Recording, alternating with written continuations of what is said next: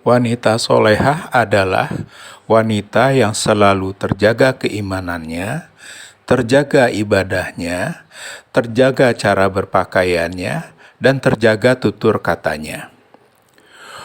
Wanita solehah ahli surga adalah wanita yang selalu taat dan patuh pada suaminya. Berikut adalah suara kajian Ustadz Das'at Latif. Linknya ada di deskripsi. Terima kasih. Datanglah ibu-ibu melapor sama Nabi. Ya Rasulullah, tetangga saya keterlaluan. Kenapa? 3 kali saya datang, minta dia datang besuk sama ibunya yang sudah wafat. Mulai dari sakit, sakaratil maut, sampai dimakamkan sekalipun, dia tidak datang besuk ibunya. Kata Nabi, keterlaluan betul itu, Bu. Kenapa memang? Dia dipesan kata suaminya, yang lagi pergi jihad, yang lagi pergi cari nafkah, jangan kau tinggalkan rumah sebelum saya pulang dari kerja. Begitu datang utusannya, sakit mamanya, dia bilang, saya mau sekali ke ibuku, tapi suamiku pesan tidak boleh keluar rumah. Mendengar ini, apakah Nabi marah? Subhanallah, Nabi justru menyampaikan, diampuni ibu yang wafat karena punya anak, istri yang taat terhadap perintah suaminya.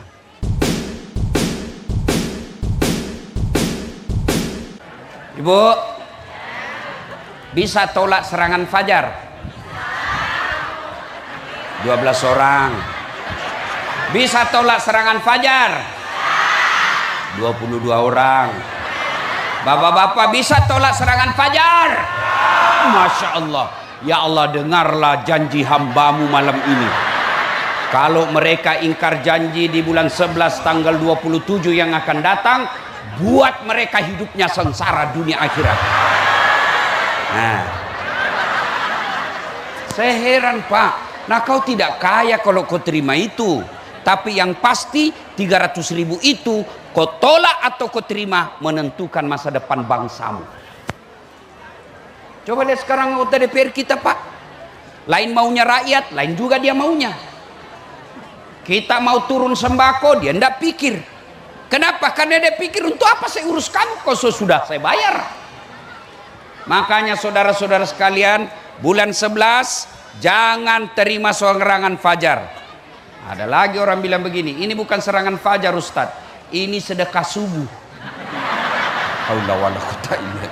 Sudah rusak memang otaknya. Wa qala idzan bismillahirrahmanirrahim. Innallaha wa malaikatahu yusalluna 'alan nabi. Ya ayyuhalladzina amanu sallu alaihi wa sallimu taslima. Sesungguhnya Allah dan para malaikatnya bersalawat kepada Rasulullah Muhammad sallallahu alaihi wasallam. Maka wahai orang-orang yang beriman, bersalawatlah kalian kepada Rasulullah dengan sebaik-baik salawat.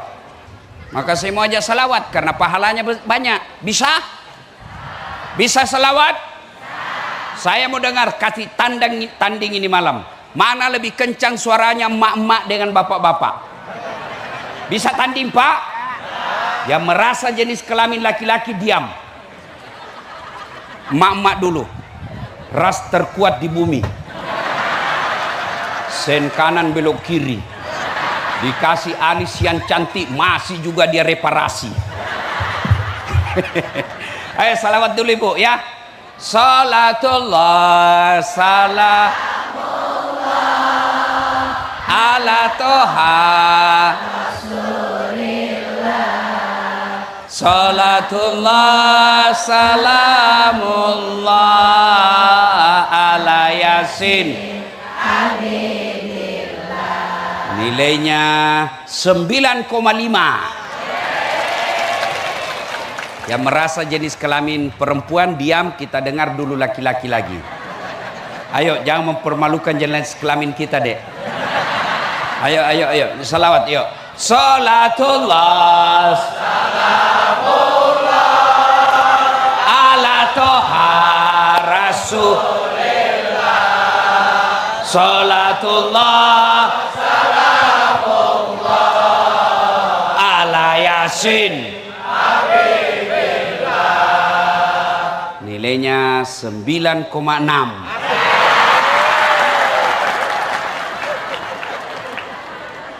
Eh, kau diam semua. Kita dengar suaranya ini donatur kita yang di depan. Ini 7 orang ya, kita dengar ya. Jangan diam. Kita dengar. Ayo Pak Jenderal. Bapak yang paling tinggi pangkat jenderal di sini, Pak. Ayo, salatul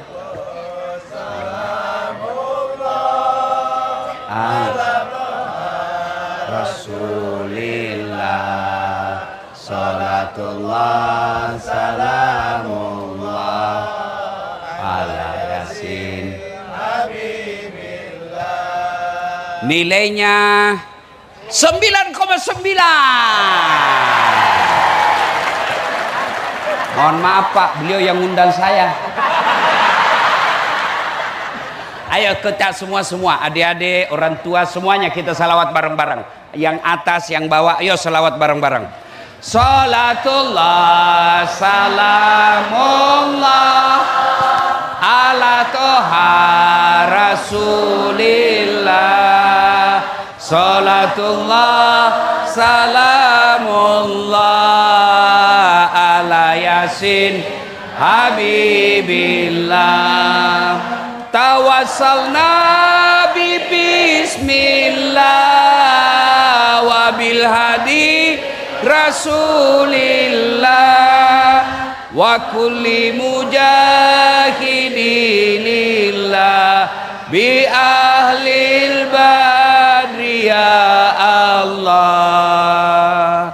Terima kasih Ibu Bapak, saudara-saudara sekalian yang insya Allah dimuliakan, dirahmati oleh Allah Subhanahu wa Ta'ala.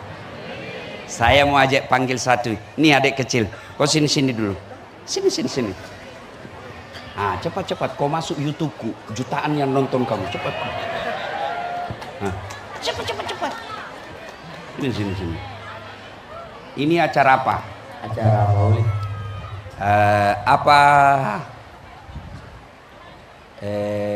Hikmahnya apa judulnya?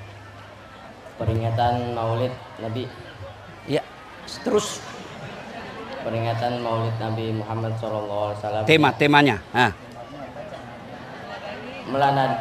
Meneladani Rasulullah SAW sebagai langkah konkret menuju kehidupan bahagia dunia akhirat. Oke, itu temanya toh?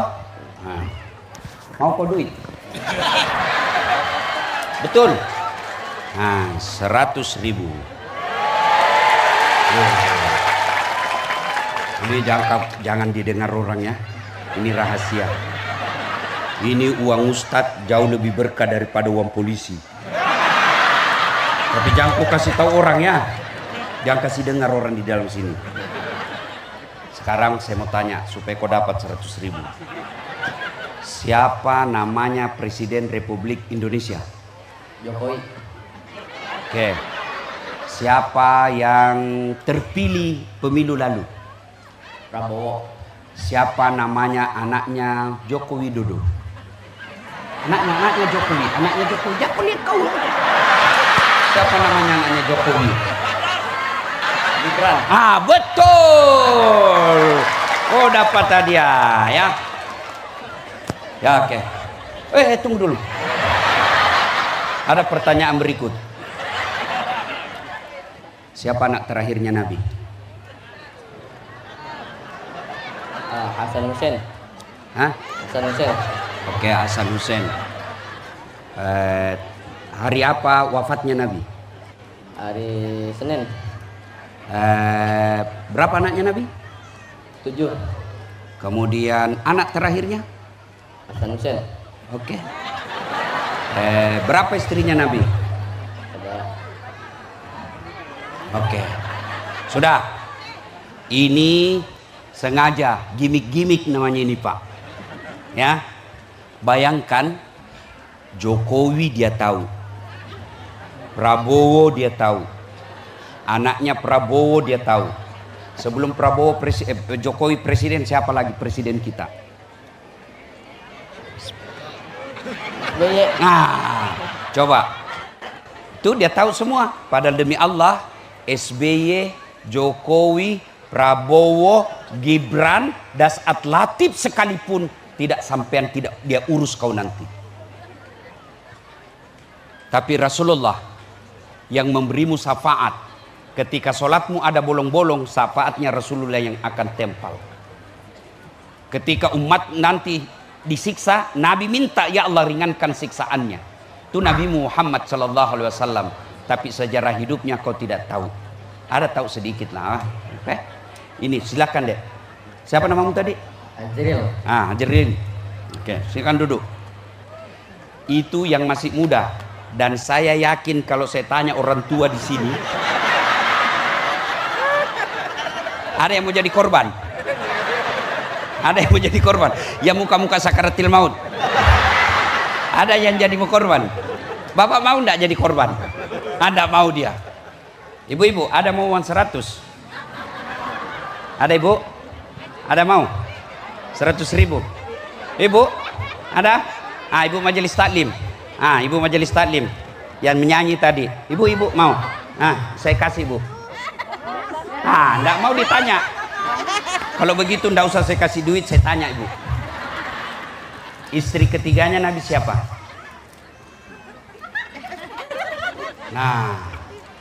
Saya tetap kasih ibu.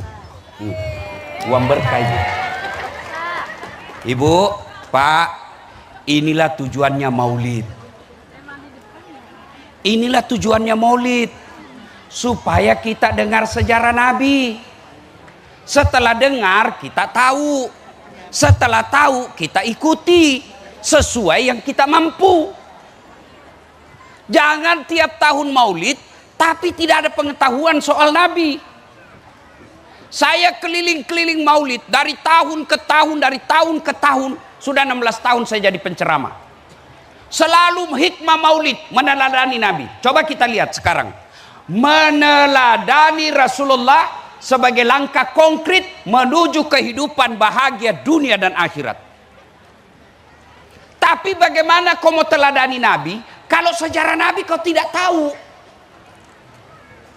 Bagaimana kau mau teladani Nabi tidur kalau caranya Nabi tidur kau tidak paham? Bagaimana kau mau teladani Nabi suami istri kalau kau tidak tahu bagaimana Nabi perlakukan istrinya? Ini pentingnya maulid. Maka saudara-saudaraku yang tidak mau maulid silahkan. Tujuannya maulid supaya apa? Kita tahu sejarahnya Nabi.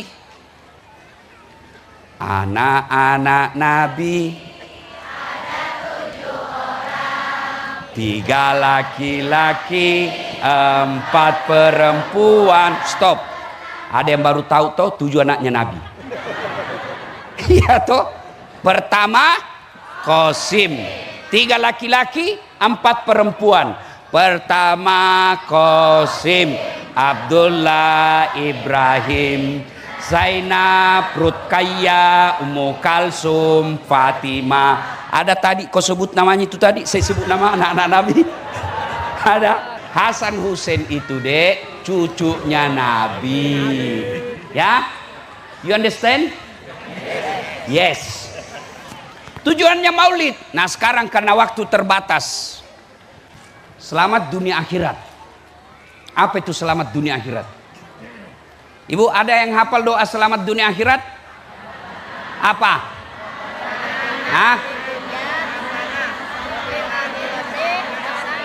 Wakina.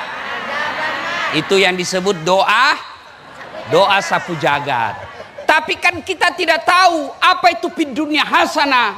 Apa sih yang disebut selamat di dunia? Lalu apa kaitannya dengan Nabi? Fid dunya hasanah itu menurut ulama ada 4 perkara. Kalau kalian mau selamat bahagia dunia itu minimal 4 hal kamu harus miliki. 1, apa itu? Punya pasangan yang soleh dan soleha. Punya istri yang soleha, punya suami yang soleh. Kenapa orang setelah menikah jauh dari bahagia? Padahal hartanya banyak, tinggi jabatannya, mobilnya lengkap, rumahnya mewah, tempat tidurnya spring bed, pembantunya 2, babysitternya 4. Tapi suami istri saling menghina. Kenapa? Karena dia tidak mencontoh Nabi. Ya dia contoh siapa? Sinetron. Ya. Bermula dari salah memilih pasangan. Orang tua sekarang memilihkan jodoh untuk anaknya. Apa yang ditanya? Apa kerjanya? Kamu suka enggak? Orang tua dulu enggak ada cinta-cinta, tapi setia hingga akhir. Enggak ada pacar-pacaran. Apa betul Ustaz tidak pacaran bahagia? Saya buktinya. Saya enggak kenal istri saya waktu saya lamar. Enggak pernah ketemu. Enggak pernah lihat fotonya. Nanti selesai ijab kabul, masuk kamar, baru saya pertama kali lihat wajah saya. Saya bahagia. Sekarang anak-anak kita pacaran 4 tahun. Sudah menikah, baru 2 tahun cerai. Waktu mau menikah, dialah laki-laki yang terbaik buatku. Semenjak saya kenal dia, tak ada lagi laki-laki yang terbaik.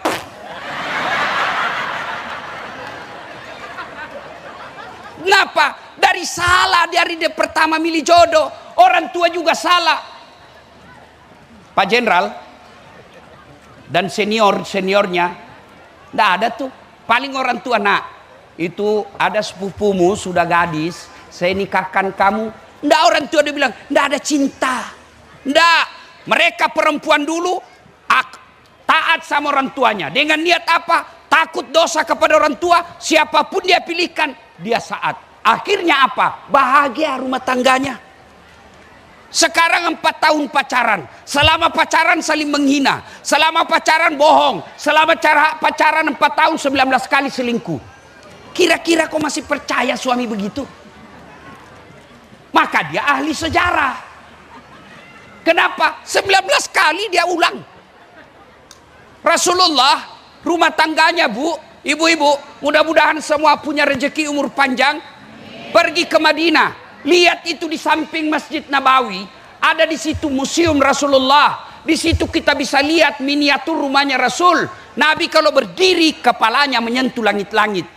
Kakinya kalau sholat menyentuh kepalanya Aisyah karena kecilnya kamarnya.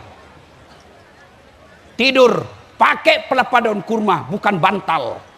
Setiap Nabi bangun ada bekas pelepah daun kurma di pipinya. Dalam keterbatasan ekonomi itu, beliau katakan, baiti jannati, rumahku laksana sorga bagiku. Sementara kita kasur spring bed, AC baik, farmer pak, harganya bukan dibeli pakai rupiah, belinya pakai dolar. Tapi apa? Nggak bisa tenang dalam rumahnya. Koreksi buat kita kalau kita. Maka di dunia hasanah itu punya istri yang baik. Ibu,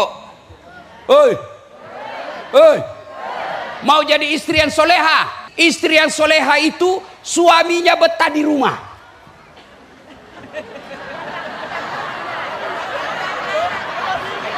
Apa? Dia bilang suaminya, menderita kita kalau di rumah Ustaz. Sampai ada yang bilang, Ustaz, bolehkah kita itu nanti di sorga kalau ada istri kita minta tempat lain? Ayo ibu, ayo bu, bu, kalau ibu mau tahu, ibu sebagai istri yang soleha, kalau suamimu betah di rumah, selalu gelisah mau pulang, itu wanita penghuni sorga. Tapi kalau tidak betah di rumah, perlu koreksi. Jangan marah ya bu ya, jangan marah. Ini tujuannya ceramah supaya ibu bawa pulang ada perubahan. Apalagi kalau ibu sudah 60 tahun ke atas, mau kemana ibu? Ada kawan saya tanya, kenapa sih kau jarang sekali ngopi di rumahmu? Kenapa kau tidak ngopi di rumahmu? Apa katanya? Ngopi di rumah Ustaz, kopi diminum, ngomelan dirasa. Bu, mau jadi istri yang soleha? Bawa pulang besok, buat suamimu tenang di rumah. Datang suamimu marah-marah, kau peluk baik-baik. Bila kamu di sisiku, hati rasa syahdu. Mulai ketawa itu. Begitu dia duduk, belum selesai marahnya, kau peluk makin rapat, nyanyi lagi. insaflah wahai ya ibu ya, itu lagu-lagu dulu ya, ibu-ibu dulu, ndak ada majelis taklimnya, lagu-lagunya dakwah. Kalau lagu ibu-ibu sekarang apa? Cikampek, Tasikmalaya, aku capek gara-gara dia. Bleh. Apa kok dapat itu Cikampek? Bu, tahu berapa istrinya Nabi? Berapa? 11. Istri ketiganya Nabi, Bu, namanya Aisyah. Ya, yuk, dari 11 istri Nabi, yang paling dicintai Nabi namanya Khadijah. Sampai dalam Islam ada yang disebut tahun duka cita. Kenapa? Karena wafatnya Khadijah. Bu, apalagi bawaan Khadijah. Itu Khadijah, kalau datang suaminya dakwah, Khadijah sudah siap di rumahnya baskom. Ibu tahu baskom? Simpan baskom itu air hangat, datang Nabi duduk, masukkan kakinya Rasulullah, diurut-urut telapak kakinya. Hikmah maulid yang konkret. Malam ini, besok ibu beli baskom.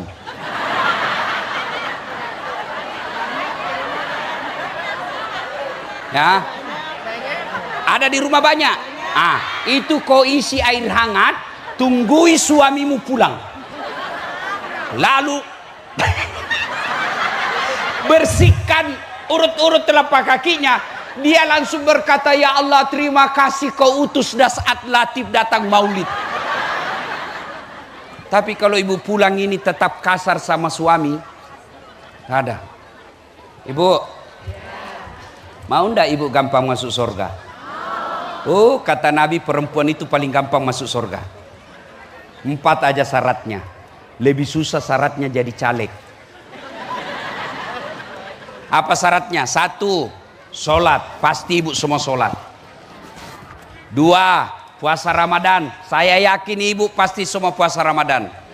3, menjaga harga dirinya. Salah satu cara jaga harga diri pakai kudung dan tidak pernah keluar kecuali izin suaminya. Ditemani oleh keluarganya. Ini yang agak 4 agak susah. Ini agak susah. Menaati perintah suami. Datanglah ibu-ibu melapor sama Nabi. Ya Rasulullah, tetangga saya keterlaluan. Kenapa? 3 kali saya datang, minta dia datang besuk sama ibunya yang sudah wafat. Mulai dari sakit, sakaratil maut, sampai dimakamkan sekalipun dia tidak datang besuk ibunya. Kata Nabi, keterlaluan betul itu, Bu. Kenapa memang? Dia dipesan kata suaminya, yang lagi pergi jihad, yang lagi pergi cari nafkah, jangan kau tinggalkan rumah sebelum saya pulang dari kerja. Begitu datang utusannya, sakit mamanya, dia bilang, saya mau sekali ke ibuku, tapi suamiku pesan tidak boleh keluar rumah. Mendengar ini apakah Nabi marah? Subhanallah, Nabi justru menyampaikan diampuni ibu yang wafat karena punya anak istri yang taat terhadap perintah suaminya. Kira-kira masih ada perempuan begini? Masih ada?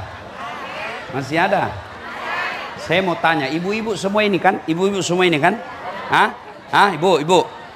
Saya mau tanya ibu. Ibu pernah rasakan hamil? Enak enggak? Enggak toh? 9 bulan ibu jalan susah. Ibu-ibu selama hamil pernah enggak tengkurap? Berapa bulan? Berapa bulan ibu tengkurap? 9 bulan. Pernah melahirkan ibu? Enak enggak? Pilihan antara hidup dan mati.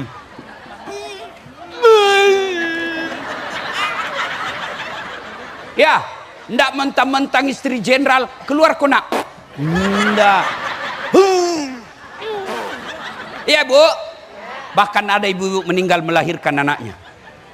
Yang ketiga, masih ingat waktu menyusui, Bu? Masih? Apalagi waktu tumbuh giginya.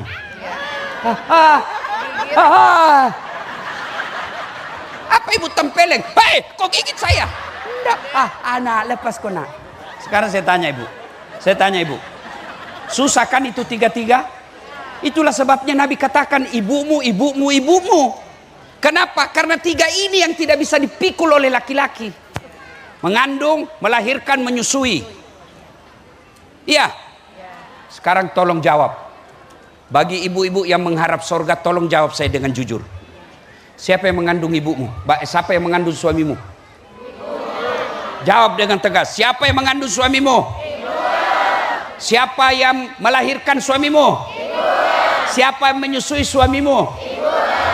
Sekarang tolong jawab. Siapa yang terima gajinya suamimu? Nah, maka pantas ketika kau durhaka sama suamimu, kata Nabi, jangankan masuk surga, baunya surga kau tidak dapat. Ibu mau ndak mau gampang masuk surga, kata Nabi? Taati perintah suamimu. Cuma sekarang bisikan setan, dia lawan suaminya, lawan ke suamimu, sedikit aja gajinya, lawan suamimu, lawan suamimu, lawan suamimu. Itu jangan ketawa, saya serius ini. Untuk apa ibu datang maulid tiap tahun kalau tetap melawan suami? Itulah sebabnya Allah memberikan perlakuan khusus kepada perempuan. Kenapa? Karena perempuan ditanggung sama suami. Ibu, dengar baik-baik ibu, dengar baik-baik. Suamimu tidak sholat, ibu tidak tanggung dosanya. Suamimu berjudi, ibu tidak tanggung dosanya. Suamimu berzina, ibu tidak tanggung dosanya. Tapi ketika ibu tidak pakai kudung, ibu tidak sholat, ibu tidak puasa, ibu tukang gosip, suaminya dulu dicari. Mana ini suaminya ini? Itulah makna ayat ku ampusakum wa ahlikum nara. Ibu ditanggung di dunia juga. Apa maksudnya Ustaz? Malu itu suamimu kalau kau pulang kampung tidak pakai baju baru. Dia pikir itu suamimu bagaimana kau dibayarkan semua itu utang-utangmu. Dia pikir itu suamimu bagaimana kau pulang kampung pakai emas supaya kau tidak dihina sama saudaramu. Dia pikir kau suamimu dunia akhirat. Maka pantas istri yang durhaka kepada suaminya jauh dari surga. Jangan marah ibu ya. Kalau kau marah enggak apa-apa, saya mau pulang juga nanti. Bapak-bapak.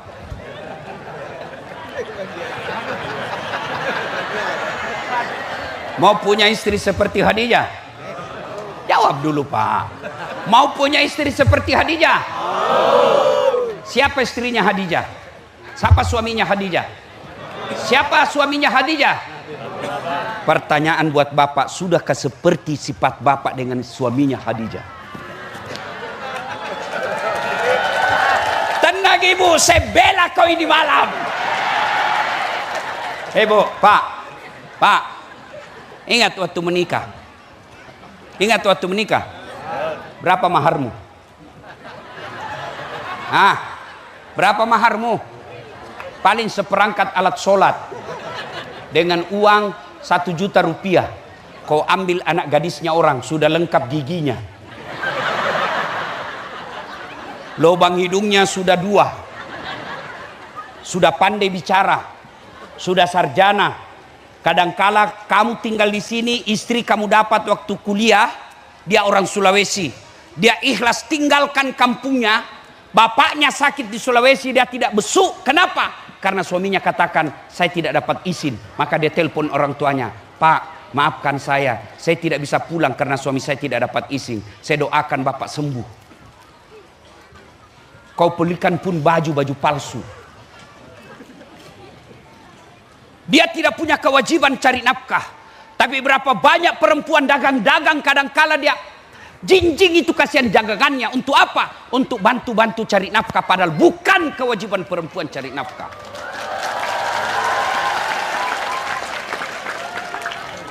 Tenang ibu, saya bela kau malam ini. Maka pantas, kata Nabi, bukan bagian dari umatku suami yang tidak tahu memuliakan istrinya. Bapak tahu itu Nabi berapa istrinya? 11.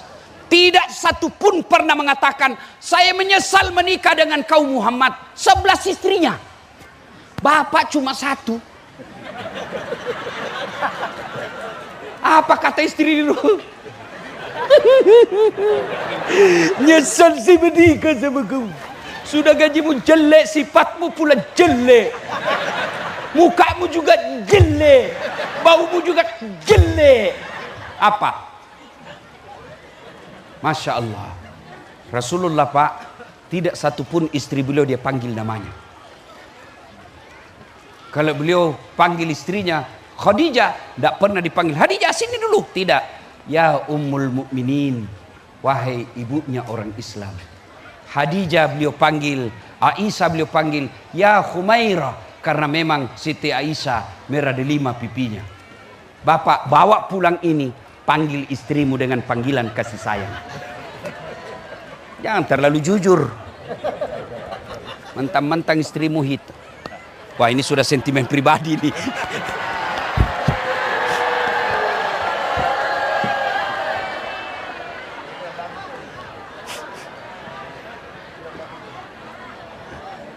Cek, cek. Ya, cek, cek. Cek. Cek, cek. Cek. Cek, cek.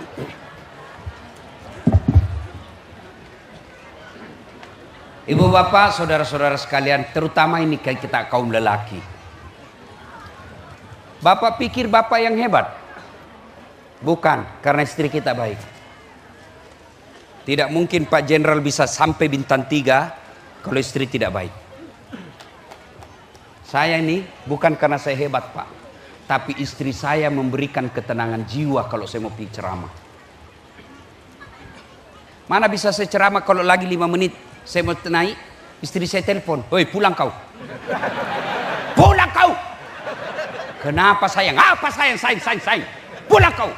Anakmu kesetrum. Siapa yang jaga anak kita Pak? Hah? Kau pikirin istrimu bisa kau gaji? Hah? Berapa gajinya cleaning service? Paling murah 2,5 juta. Sudah 15 tahun istrimu cleaning service tidak pernah kau gaji. Berapa gaji pembantu? Minimal 3 juta. 15 tahun istrimu jadi pembantu tidak pernah kau bayar.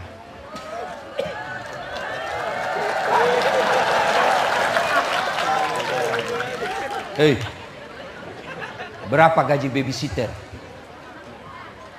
3 juta. 5 anakmu tidak pernah kau bayar gaji babysitternya. Maka muliakan istrimu. Muliakan istri. Saya tidak suka Ustaz. Kalau kau tidak suka, nasihati. Pasti kau yang gagal didik istrimu. Saya tidak senang Ustaz. Tukang gosip, malas sholat. Ceraikan baik-baik, bukan dengan memukulnya. Menurut konsep Quran, nasihati. Sudah nasihati baik-baik, agak keras suaramu sedikit. Belum juga berubah, pindah tempat tidur. Masih juga tidak ada perubahan, bawa balik ke rumahnya. Masih juga belum ada perubahan, pisahlah dengan baik-baik tanpa kau cerita kejelekannya. Seheran kita bertengkar tiap hari. Bertengkar, hamil lagi.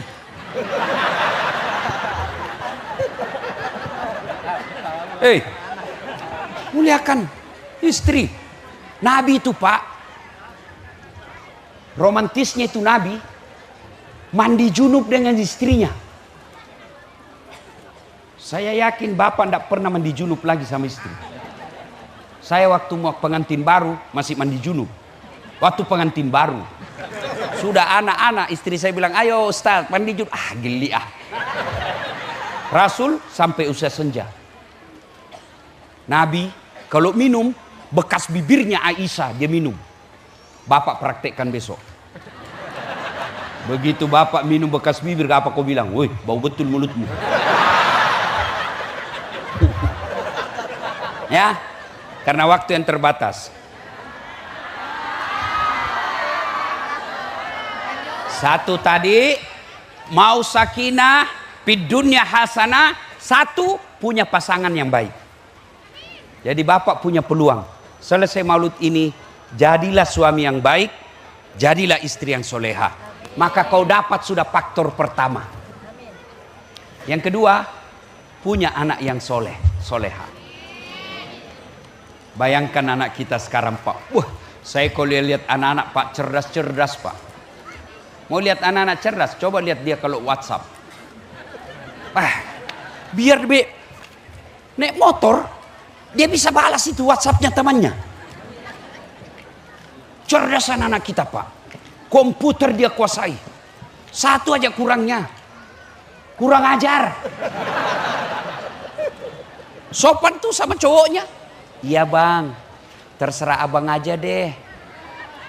Baru 2 bulan pacaran, panggilannya apa? Papi mami. Hei, Pak, apa sepenuhnya salah anak? 90% salahnya orang tua. Ibu-ibu yang punya anak gadis, nggak usah jawab. Mana anak gadismu sekarang? Mana? Dari 100 ibu-ibu yang ada, paling yang bawa anaknya 20 orang. Kenapa anakmu kalau ke Jakarta kau mampus bayar keluar uang? Ulang tahun anakmu kau mampu keluarin duit jutaan. Kenapa pengajian seperti ini kau tidak bisa bawa anakmu? Siapa yang mau nasihati? Kamu. Tidak mungkin, karena dia lihat kau aja tidak sholat. Maka mestinya bapak-bapak bawa anakmu ketika ada ceramah seperti ini. Kalau perlu sogok dia kasih duit. Ayo nak, saya kasih kau 50.000, kita pergi maulid. Kenapa kau berani belikan motor padahal motornya dia pakai pacaran? Duitmu habis jutaan untuk kursus bahasa Inggris. Memangnya kalau kau mati nanti anakmu berdoa pakai bahasa Inggris? Oh my God, please help me my mother. Blah.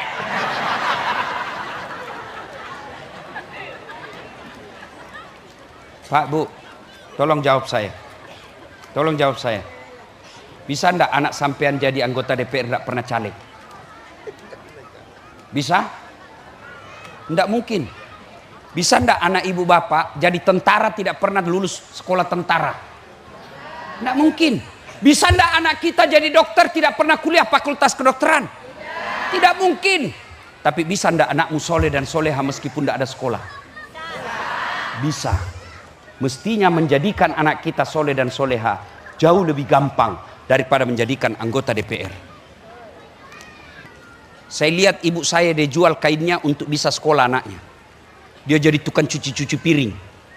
Tapi apa dia bilang? Kalau saya tidak punya harta, suamiku tidak punya warisan, anakku saya urus, mudah-mudahan anakku nanti yang perbaiki hidupku. Alhamdulillah saya bikinkan masjid mewah. Bapakku saya bikinkan masjid. Padahal dulu tidak ada orang mau lihat orang tua saya.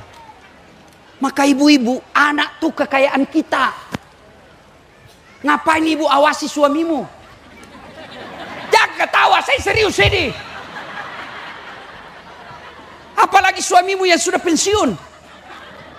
Kau awasi HP-nya, untuk apa kau jagai HP-nya? Nah kita lebih jaga HP daripada anak. Emang itu HP bisa ngajak kamu masuk neraka. Kelawan kau suamimu, kenapa ada ini lope-lope? Ini namanya WhatsApp salah kirim. Kau maki-maki suamimu, ngapain kau jagai HP-nya? Lebih anakmu kau jaga. Supaya apa?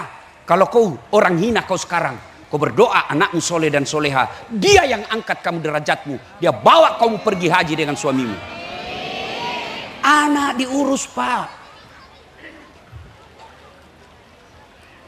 Kenapa orang setiap ketemu bertahun-tahun berpisah, dia tidak tanya berapa uangmu? Apa yang dia tanya? Anak. Kenapa? Karena anak itulah memang mengambil jiwa kebahagiaan kita. Kalau ada orang malas ngomong, suruh cerita anaknya, langsung ngomong itu. Wah, anak saya itu yang pertama cerdas Ustadz. Cuma kurang bergaul. Suami. Kawin lagi Bu. Dia dengar istri saya ceramah begini. Dia bilang, jadi Ustadz, kalau saya duluan meninggal, kau kawin lagi. Saya peluk dia, saya bilang, kau dengar baik-baik sayangnya. Jangankan kau meninggal, kamu masih hidup saja, saya selalu berpikir kawin lagi. Apalagi kalau kau sudah mati. Maka ibu, anak pelihara. Anak dipelihara. Ini suamimu. Kau tidak bakal bawa dia masuk ke kubur. Siapa yang doakan? Anak. Hah. 3, karena waktu terbatas.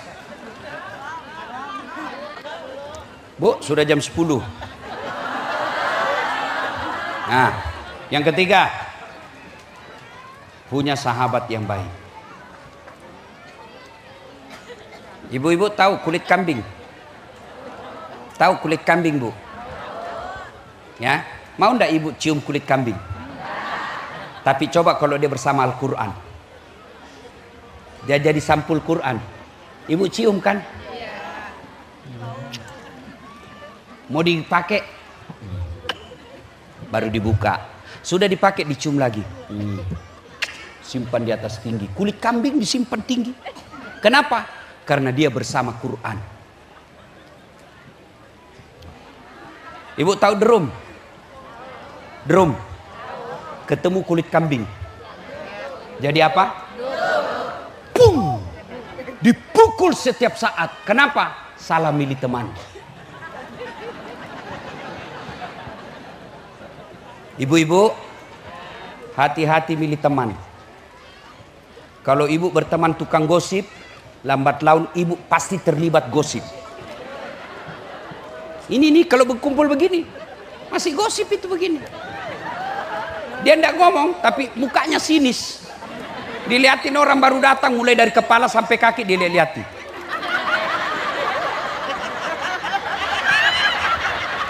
Dia tidak ngomong, tapi sinis itu mukanya.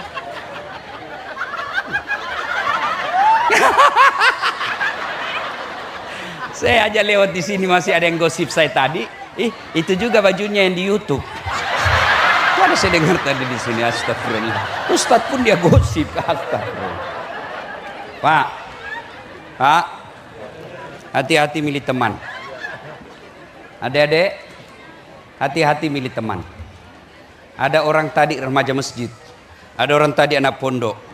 Begitu keluar, berteman dengan orang yang tidak sholat, lambat laun kau tidak akan sholat. Adik-adik tahu parfum? Penjual parfum? Tahu? Kalau kau dekat penjual parfum, apa yang kau dapat? Wangi. Dia tidak kasih kau parfumnya, tapi kau dapat wanginya. Adik-adik tahu pandai besi? Tahu pandai besi yang kerja-kerja panas itu? Apa kau dapat? Hawa panas. Itulah kata Nabi. Kalau kau berteman dengan penjual parfum, kalau kau tidak dapat parfumnya, kau dapat bau harumnya. Tapi kalau kau berteman dengan pandai besi, kalau kau tidak dapat apinya, hawa panasnya akan kena sama kamu. Kalau saya berjalan sama Pak Jenderal, begitu masuk perjalanan, Pak Jenderal, sedikit lagi asar, di mana bagus orang masuk sholat ini? Tidak mungkin saya pergi Jakarta sama Pak Jenderal. Pak Jenderal, di mana panti pijat yang bagus? Tidak mungkin. Iya kan? Bu-ibu, berapa banyak akhirnya ibu-ibu majelis taklim yang tadinya akhlaknya baik, yang tadinya taat sama suaminya, akhirnya dikompori sama tetangganya yang sudah lawan suaminya. Lawan kau bodoh, kau lawan, bodoh, lawan. Hati-hati milih teman. Teman yang baik, coba lihat. Bapak-bapak tahu temannya sahabat Nabi, yang kita sebut kemudian sahabat. Umar bin Khattab, Abu Bakar Siddiq, bijaksana dalam mengambil keputusan dan melihat situasi. Umar bin Khattab, lambang ketegasan. Maka Nabi memberikan nama Al-Faruq. Apa itu Al-Faruq? Yang tegas membedakan antara hak dan batil. Ada Utsman bin Affan, orang kaya yang dermawan, bukan orang kaya yang pelit. Ada Ali bin Abi Thalib, anak muda yang cerdas, sahabat-sahabat Nabi. Ada Abdurrahman bin Auf, orang kaya yang dermawan. Semua sahabat-sahabat Nabi orang baik. Maka dalam kepemimpinannya yang tidak sampai 40 tahun, berhasil membawa masyarakat jahiliyah menjadi masyarakat yang madani. Tidak punya tim sukses, tidak punya partai penyokong, tidak punya donatur yang bisa beli partai. tapi berhasil menjadi pemimpin yang sampai detik ini kepemimpinannya bukan hanya diakui oleh umatnya, tapi juga oleh mereka yang tidak menjadi umatnya. Kenapa? Karena punya sahabat-sahabat yang baik. Sayang pejabat-pejabat kita, siapa temannya? Kontraktor yang mikir jembatan. Bagaimana dia bisa ambil biaya di jembatan itu? Mestinya semennya 10 sak, dia pakai 5 sak saja.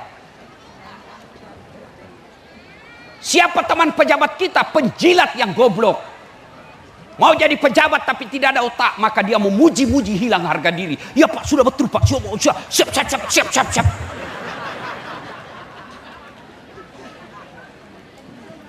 Orang yang baik di dunia hasanah punya teman yang baik. Dan teman yang baik itu, kata Ali bin Abi Thalib, kalau kau punya teman baik, genggam tangannya, karena dia akan mengajakmu masuk surga. Ketika Allah takdirkan saya kelak masuk surga, saya cari Pak Jenderal. Kata malaikat, kenapa kau Das'ad? Saya gelisah ini. Mana Pak Jenderal ini? Beliau yang undang saya sampai situ. Saya ceramah maulid sehingga ada orang 30 di situ menjadi baik kepada suaminya, baik kepada istrinya. Gara-gara saya ceramah dan itu jasa-jasanya Pak Jenderal. Malaikat katakan, wah masih banyak pertanyaannya selama Jenderal banyak masalahnya. Sudahlah. Waduh, tidak enak saya. Lalu Allah sampaikan, malaikat, angkat derajatnya Jenderal itu, bawa bersama Das'ad masuk surga, karena saya ingin menyempurnakan kebahagiaannya si Das'ad. Saya mau dia masuk surga, tidak ada lagi beban pikirannya. Itulah temannya. Bapak-bapak perlu bersahabat orang-orang baik seperti Das'ad Latif. Bapak lihat ulama traktir. Karena kalau bapak traktir, darah dagingnya nanti dipakai ibadah. Berteman orang-orang soleh. Dan bapak tahu, di padang mahsyar kelak, ketika sudah tidak ada perlindungan kecuali datangnya dari Allah, ada 7 orang dilindungi, 1 diantaranya mereka yang bertemu dan berpisah karena Allah, bersahabat karena Allah. Coba lihat persahabatanmu kalau jabatan. Pak Jenderal pasti rasakan. Waktu masih jenderal aktif, siap komandan. Sekali sudah pensiun, Pak, pura-pura dia tidak lihat kita. Memang begitulah. Tunggu aja nanti Bapak lihat pergantian presiden. Lihat aja Pak. Memang begitu dunia. Waktu kau masih aktif jabatan, banyak orang hormat dan baik sama kamu. Begitu hilang jabatanmu, mereka akan tinggalkan. Kenapa? Ibarat gula dengan semut. Ketika ada gula, semut pada datang. Habis gula, semut tinggalkan. Tapi orang yang bertemu dan berpisah karena Allah, selama ada kebaikan, di situ dia selalu bersama. Dia dipertemukan bukan karena kekuasaan. Dia dipersahabatkan bukan karena kekayaan, tapi karena kebaikan. Dan kebaikan itu Allah hadir di dalamnya. Yang keempat, di dunia hasanah itu punya harta yang berkah, bukan yang banyak. Harta yang berkah itu harta yang disedekahkan fisabilillah. Rasulullah tidak terlalu kaya, tapi tidak pernah ada dirham di rumahnya kecuali telah dibelanjakan jalan agama Allah. Dan akhirnya meskipun beliau tidak kaya seperti sebagian kita rakyat Indonesia, tapi sampai detik ini dikenang kebaikannya. Bukan cuma dikenang kebaikannya, disebut saja namanya kita berdiri menghormati Rasulullah. Kenapa? Salah satu sifat keteladanannya dermawan. Saya mau tanya ibu-ibu. Ibu-ibu, senang enggak orang pelit? Antara kalau ibu disuruh pilih tetangga yang pelit dermawan, pilih mana? Pilih teman yang pelit atau dermawan? Pilih sahabat yang pelit atau dermawan? Pilih mantu yang pelit atau dermawan? Coba dengar Pak, tidak ada orang suka orang pelit. Bahkan orang pelit sekalipun tidak suka sama orang pelit. Bapak mau lihat pelitnya orang Islam? Coba lihat kalau Bapak jemput artis. Keluir duit sampai puluhan juta. Padahal artis cuma datang bawakan kamu alamat palsu. Berhura-hura kelihatan dada dan pahanya. Dia datang bawakan kau dosa. Lalu kau kasih duit puluhan juta. Sampai di Jakarta dia pakai maksiat duitmu yang puluhan juta. Tapi begitu kau undang pengaji, Begitu kau undang penghafal Quran, begitu kau undang imam ke rumahmu, kau jemput, kau kirimkan motor. Itu pun motor tua. Tidak ada stang kakinya satu di belakang. Terpaksa Pak Imam tak gantung kakinya. Setengah mati dia pegang kesian. Menjaga keseimbangan karena tidak ada stang kakinya satu. Hujan, terpaksa satu mantel berdua. Setengah mati tunduk Pak Imam. Sudah sampai dek sedikit lagi Pak. Sudah sampai dek sedikit lagi 2 tikungan. Basah semua bajunya. Sampai di rumah dia berdoa 1 jam salawatan. Tidak ada kipas, panas pula. Semua ketek basah. Sallallahu alam. Begitu mau pulang kau kasih uang 50.000 kau rusak-rusak. Masuk. Begitu suaminya berkata, kenapa cuma 50? Kau hina itu. Dia doakan kau 1 jam. Dia berkahi, dia salawati supaya datang ini. Malaikat dah hadir di rumah kita. Masa cuma 50 kau kasih? Apa dia bilang istrinya? Sudah, tambah di situ 2 sisir pisang. Kau ketawa karena kau begitu semua kelakuan. Ibu-ibu, harta yang bermanfaat. Itulah kebahagiaan di dunia. Mau coba? Ibu kan bahagia kalau membuat orang tersenyum, orang yang dibantu. Ibu tidak pernah rasakan karena tidak pernah bersedekah. Tapi coba sedekah. Orang yang butuh bantuan lalu kita kasih. Rasanya kita, saya bermanfaat hidup saya. Ibu-ibu, ini yang ada semua emas berliannya. Mohon maaf ibu ya. Kalau ibu meninggal siapa yang pakai emasnya bu? Anak, bukan. Istri kedua. Dia cabut itu, kata suamimu, ini cincin kawin kita dulu ibu. Dia cabut lagi gelangmu, ini dulu hadiah ulang tahun kita waktu ke Singapura ibu. Dia cabut pula kau punya kalung ini waktu kita pergi Dubai ibu. Terakhir dia cabut gigi palsumu. Sudah itu dia kumpul 3 bulan kemudian ketemu teman SMA-nya yang sudah janda. Dewi itu amur yang masmu tadi dia cabut, dia bilang, dek ambil sudah ini, sudah meninggal yang punya. Daripada dinikmati istri kedua, mending ibu sedekah. Dan tidak ada orang bangkrut gara-gara sedekah. Ibu bapak tahu tidak penyesalan orang dalam kubur? Ketika sudah bangkit, dia berkata, malaikat saya di mana? Malaikat berkata, kau sudah mati dah saat. Kembalikan saya ke dunia 5 menit saja, sekejap saja. Untuk sholat bukan, untuk puasa bukan, untuk apa? Saya hanya ingin berkata, hartaku saya sedekahkan fisabilillah. Itu penyesalan orang mati. Kenapa kita yang masih hidup tidak mau bersedekah? Sedekah tidak mesti banyak, sedekah tidak mesti tunggu orang kaya. Ibu mulai balik maulid ini, mulai Jumat yang akan datang, coba kalau semua ibu-ibu ini datang ke masjid bawa 1 bungkus nasi, maka semua laki-laki sholat Jumat dapat nasi bungkus. Padahal cuma satu bungkus. Demi Allah, harta yang kita tinggal ini, rumah, mobil, mewah, tabungan, belum tentu kita punya. Meninggal mendadak, anak mantu yang punya. Ya anak mantu kalau dia sholat. Kalau dia tidak sholat, lalu dia narkoba, dia belikan narkoba duitmu yang setengah mati kau tabung. Lebih bersedekah. Punya istri yang soleh-soleha. Punya anak yang soleh dan soleha. Punya teman yang baik. Punya harta yang berkah. Itulah fid dunya hasanah. Assalamualaikum warahmatullahi wabarakatuh.